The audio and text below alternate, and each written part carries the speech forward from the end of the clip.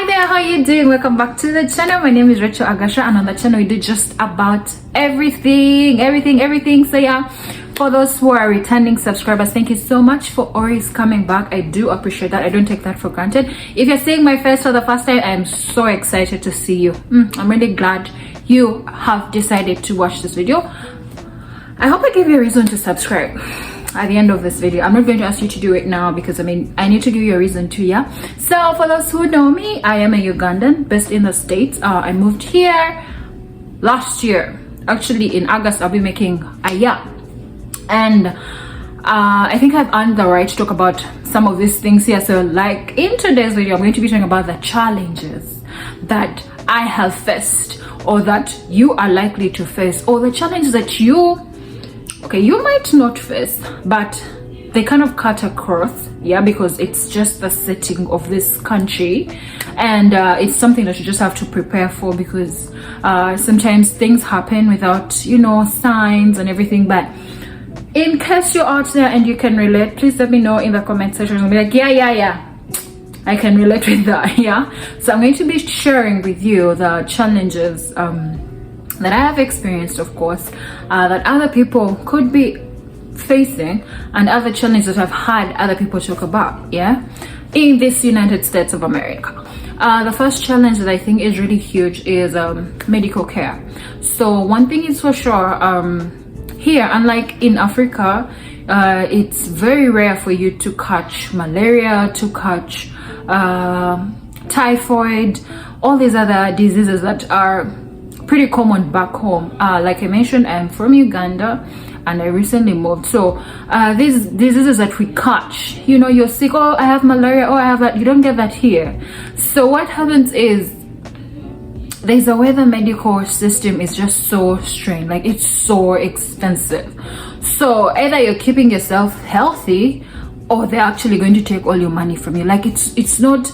Yes, there are urgent care clinics and hospitals and everything that you can just walk into, but also it's a system built in a way that you have to make an appointment of, if I am feeling sick today, I actually can't just go to a hospital and get medical attention. You have to call, oh I'm making an appointment for this and this and this. So you basically have to have an appointment for you to go to hospital. So that means if you are sick now, you just can't go. But again, there are those clinics and places that you can actually just walk into. But again, that's the whole point. It's expensive and it's rigid, and it's, for some reasons I miss home. For those kinds of things, I really miss home. But again, that is what I'm trying to say, that the medical care system, the medical everything here is quite, it's not easy, it's not obvious, it's not obvious that you're actually going to get the medical attention that you need the moment you need it. Yeah, so which makes it a very big challenge. Yeah. The second challenge that I find is securing work. Yeah, so of course you come from Uganda, you are a lawyer, fully certified lawyer, and you've practiced for like 5 years and everything. When you come here, it's different. Yeah, because these guys don't care. They don't care how many degrees you've studied in Uganda. They don't care. Yeah, you're not going to come into their country and think you're going to practice like all these other guys. So for those of you who know me, know that I did my bachelor's in law. By the time I moved here, I had actually graduated. But I can't, of course in Uganda you have to do the bar, but that means with or without the bar of Uganda, which I'm glad I didn't do, because that would have been time that I would be regretting, and the pain that comes with that whole bar. I'm glad I didn't have to go through that. But yeah, I can't practice here. Yeah, I have to, I think, have my degree certified in a way. Then I have to, I think do a master's, then I have the degree. The school where I do my master's is most likely the school where they certify my degree. Then I can sit for the bar exam. The beauty of the bar here, it's not like Uganda where you have to do the whole bar thingy for a year. Here you just sit for the exam. If you pass, then you can start to practice, So yeah, another challenge is that regardless of the fact that you're a doctor back home, it doesn't work here. You could actually have to go through the entire school thingy to be able to qualify here. And here, unlike Uganda, it's almost 12 years to do medicine. Like, ugh, why? You know? Yes, then that leads me to my third challenge. School is expensive. I mean, everyone would want to go to school, of course, from all these other lower school levels and everything. All that is free. The one thing that Americans have made available is education. But I mean, it doesn't give you a fighting chance at the end of the day, because the people who go to college and get into those things, some are the people who get to do those big jobs, yeah, big jobs and all, you know. But then as time has gone on, I've also learned that the people who do these hands-on jobs, mechanics, plumbers, construction, those are the guys who have the money, you know. But anyways, because school is very expensive, most of the kids have not been able, or people are unable to afford college. Just like me here, it's just hard for you to start school. I was trying to do my master's, and the first uni that I tried, they told me I had to pay 30K per semester, yeah? And I'm thinking, okay, that's expensive. I mean, I can't afford that, yeah? So that means you have to save more or take out a student loan, which you have to pay for like the rest of your life. It's tricky, yeah? Unlike back home where, you know, or if I have a few millions in the bank, I can pay for this course and I'm done. Yeah, it's not the same out here. So that is another challenge in this country. Then another challenge is I would say the transportation, because if you've watched my earlier videos, I have mentioned that in the States, depending on which state you are, you need a car. Like, a car is a necessity, yeah? Unlike back home where a car is elevates your status and everything, here everyone has a car. I mean, the least you can have is a car, yeah? So of course, for you to start driving, it also requires it's like a process, yeah? You have to do the written computer exam. There's literally an exam that you sit for before you can actually acquire the driver's license. So you sit for this exam. If you pass, it's a computer test. The first one is a computer test. So if you pass the computer test, then you can move on to the driving test, yeah? You know, you have an instructor and everything, then you can get your driver's license. So it's tricky, because if you can't master the art of driving, trouble. Yeah, of course, it's a bit expensive having to get the license itself and everything, but at the end of the day, having a car is cheap. So I mean, it's worth it. You get your car, you do the tests, and you're good to go.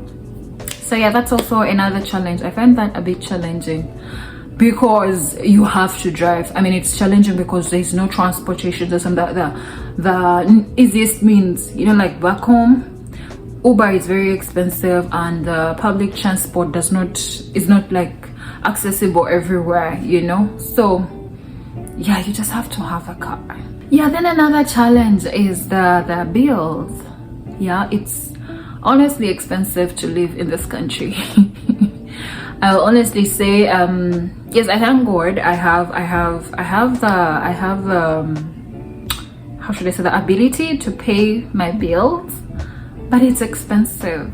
You know, you have to pay for literally everything. You have to pay rent, you have to pay for insurance, then you have to, personally I pay for I think 3 things, and people pay for more, you know.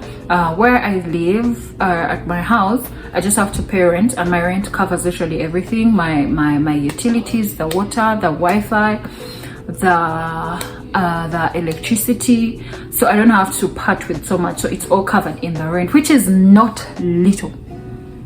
I pay a lot of money. Yeah, but that's the case like literally everywhere, yeah.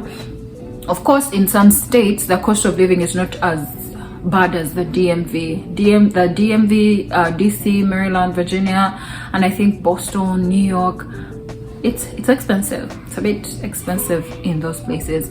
Then insurance, you have to pay for insurance. I have to pay for my car insurance, then you have to pay for, some people have to pay for health, I think medical health insurance. I'm just lucky that at my job covers my health insurance, but that is something that people pay for. Then I have to pay for my car. I finance my car, so I have to pay for my car. So at the end of the day, the bills are overwhelming. Like, you're just glad that you have the money to actually go about these bills, you know. Another challenge is how much we work. I have a friend that I told, it's like, no, Rachel, you guys just don't get it, or it's not. It's a harsh. Of like, by the time you finish work, you're like, oh my god, what did I sign up for? And you know what's funny is I work from home, but I get so exhausted. I actually realized, yes, working from home is good, it's interesting, you're having the fun and everything, but you're under so much pressure. Like, there's that pressure to prove that you're actually doing the work that you're supposed to be doing. So it's a bit tricky. I think I would want to walk into an office now and be like, oh, okay, I showed up and I did my work and now I'm going back home, you know. By the time I'm done with the day, I'm so exhausted and I have nothing else. Like, you know, I want to go to the gym, but you're thinking, oh, I'm so tired, I want to do that. So it's basically work. You find that your whole life is revolving around work, and the next thing you know, people are literally living to work instead of working to live. You know what I mean? So it's harsh. It's honestly harsh. Yeah, then another challenge is the loneliness. Now, best believe you will be out here working and everything, but like I've mentioned, I think I've mentioned this place is not as communal as back home, of like, you will not get out and see so many people, you know, like how you'd be and you hear someone scream or laugh or be happy. You don't get that. You are stuck in your house and it is you. I mean, it's just you. Yeah, so of course this oftentimes leads to this whole depression things, because everyone is out there doing their thing. No one cares what you're going. I mean, just put yourself together and move on. You get what I mean? Like, people are out there running their lives. They could care less about what is happening in your life. Yeah, so oftentimes it leads to the depression, like I said. People are out here being suicidal and everything. Yeah, so it's harsh. It's really harsh. But again, we're surviving. We're hanging in there. And another challenge is having to secure housing. Of like, you've seen all these movie things and, you know, people living in bougie apartments and everything, but for you to actually get a house, like let's say a 2-bedroom apartment or a house, actually they want to check your credit score. I think I've talked about credit in one of my videos. Yeah, credit score here is very important, because the better your credit, good credit is, you want to have credit that is 600 and above, you know. So the better your credit, the better your life is. Of like, if you need to buy a house, everyone wants to check your credit. They want to make sure you pay your dues. They want to make sure you're good at managing your life and whatever. So credit says a lot. So all I'm trying to say is you could actually fail to find a place to stay because you have bad credit. Yeah, very many people feel like, oh, if someone is managing their credit properly, then they can trust you with their house, because they believe, oh, they're going to be able to pay on time, because credit reflects everything. You've paid late, you do not want to pay, you have issues, it is all reflected on your credit report. So oftentimes these guys want to check your credit before they can actually entrust you with their apartment or house or whatever. Yeah, so that's also a big challenge. So again, keep good credit, because it's going to help you be better, you know. Then another thing that I find so challenging is, I think I've mentioned this before also, the hair. Like you can see right now, I'm having a very bad hair day, but I'm just glad it is in there somewhere. Like it's not like like out here, my natural hair and everything. Salons, I mean, you can't even do your nails. I know people really do. You just have to sacrifice. But in my head I'm thinking, okay, it's not so expensive, but then I don't want to get addicted. You know, looking good is addictive. So at the end of the day, like, you know. But for me, I for one, I am really I don't have to worry about that because I work from home. So I'm like, nah, who's going to see me? So I can afford to actually live with my natural hair, like have my twist outs, have my nails undone for a while, because I mean, I'm not going to go out there for anything, you know. Of course, it's not about who is going to see me and everything, but I wouldn't want to get involved. I wouldn't want to get addicted to something that I can't maintain. Yeah, this is you spending over $60 on just your nails. Like every time you have to do that, that's a lot of money. That's a lot, but of course, if you can get someone who does it for you at a good price, then why not? Also, if you have the money, why not? Yeah, I believe so much in looking good. So if anyone wants to do whatever to look good, some people do these things themselves. So just go all out. Just go all out. So yeah, I think that's I mean, there are very many other challenges. There is racism, of course. I have not been there. Oh yeah, I think I have. I have. And you know what's funny is that I got this from someone who's black, you know. So it also puts me in a place of, oh, okay, you know, we've been in a place where we call these people out and everything, but it is our people who are out here doing the worst, you know. Like, you would want to be comfortable in a black people area and community and people around you and everything, but these people are capable of doing anything. Yeah, one thing I have learned, and one thing I continue to learn, is that you are on your own. People are so busy going on with their lives. People have so many issues to deal with. So I mean, you are on your own. Yeah, and the faster I have learned that, the faster I have put myself together, you know. And at the end of the day, yeah, we all want to survive. So yeah, I will stop here. The video is really long, as I know. I didn't expect it to be this long, but yeah, thank you for watching till the end. I will see you in our next video. Stay safe and take care of yourselves. Bye.